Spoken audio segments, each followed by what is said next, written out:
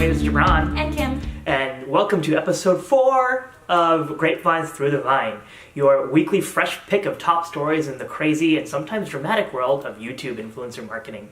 I can't believe we're on episode 4. I know, we did it. We finally right did by. it. Well, let's hope we have 4 more and then 4 more beyond that and so on and so on. It's a great season. Appearing soon on Netflix. Lots of news to talk about this week. Kim, have you heard about Snapchat once again causing drama? Yeah, this is crazy. So I've heard the news, and I'm pretty sure everybody else on Twitter has heard this news. So Kylie Jenner tweeted that she doesn't really use Snapchat anymore, and apparently their stock dropped $1.3 million?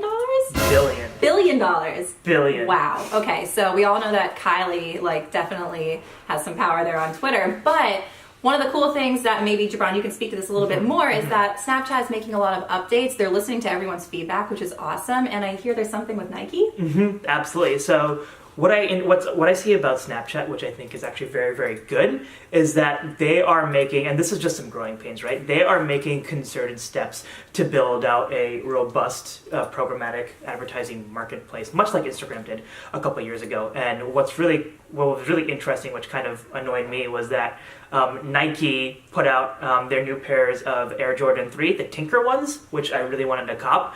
And I found out that they're doing it on Snapchat. Nike was sending out snap codes to its followers on Snapchat, and those sneakers sold out in 23 minutes. That's insane. Which is crazy. And I know a few weeks ago we were all up in arms about the new update with Snapchat, but I think moral of the story is don't count them out yet. At least from now on, I'm going to learn that, if I want to get some new sneaker releases, I should probably be on Snapchat. Go on Snapchat first. So plus one them.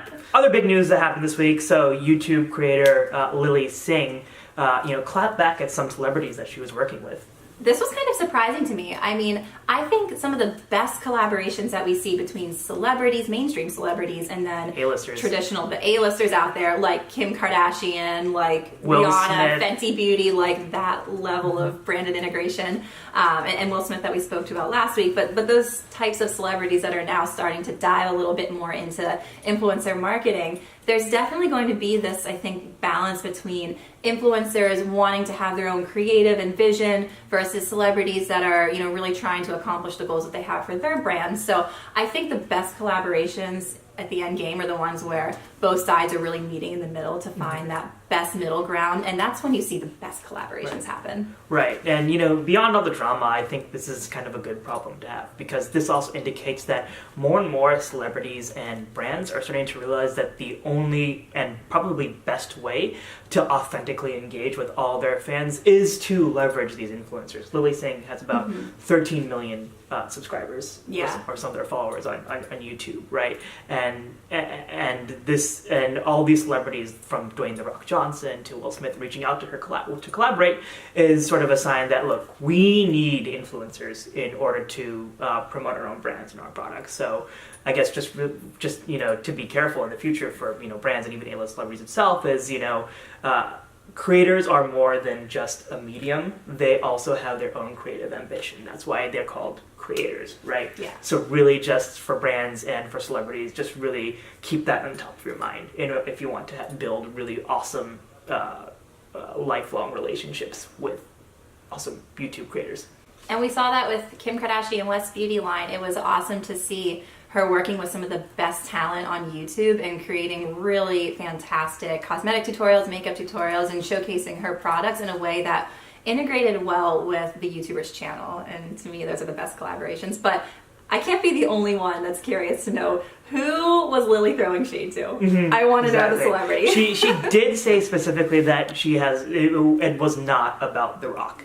But I hope it's not Will Smith. So the fun part about working in influencer marketing, Kim, as we all know, is changes. Last week we talked about Instagram API updates. This week, YouTube is making some exciting updates to its live streaming capabilities. So I'm super excited about this update because I know, and Gibran, you can speak to this too, but we both work day jobs and we're super busy during the day, and when our favorite influencer is live on YouTube, we can't always necessarily watch them in the moment. So for us, I think this is awesome because I can now watch my favorite YouTubers live stream hours later, and I can actually even view all of the live comments that are happening as they're streaming. So I feel like I'm watching them live even though I'm not, which presents a ton of branded sponsored opportunities. And I mean, and for those of us that do watch live streams, work.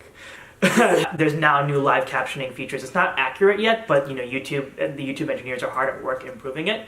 And so live captioning is also like really important for not only accessibility for the live streaming platform. Actually, YouTube is the first platform to actually do that live captioning, which is really, really cool. We're making them a leader in that regard. Yeah, I think about Snapchat and how when Snapchat first rolled out, a lot of people obviously were using the platform because it was live comment, view it and lose it, and you're done. Moving over to Instagram, the stories rolled out, and a lot of our brands started wondering how they can incorporate their products into those stories on Instagram. And now that YouTube has the live streaming that you can view after the fact, I just think that that live stream connection that a lot of creators are really trying to build and engage with their audience, there's just more and more opportunity to incorporate branded content into those types of elements. And I think we'll see that with the live streaming. And I, for one, am super excited about it. I can't wait until we have some of those conversations with our brands. Right. Yeah. It's going to be starting to be interesting when, when creators actually start putting on their rate sheets, right? Like here is my rate for just like a product integration in one of my videos, or here's what I'm charging for live streams. Exactly. It'll be really interesting to see how this plays out over the next couple of weeks, the next couple of months, but I think it's going to be a game changer. Pay attention to live streaming in 2018. Do not ignore it. It's going to be real fun.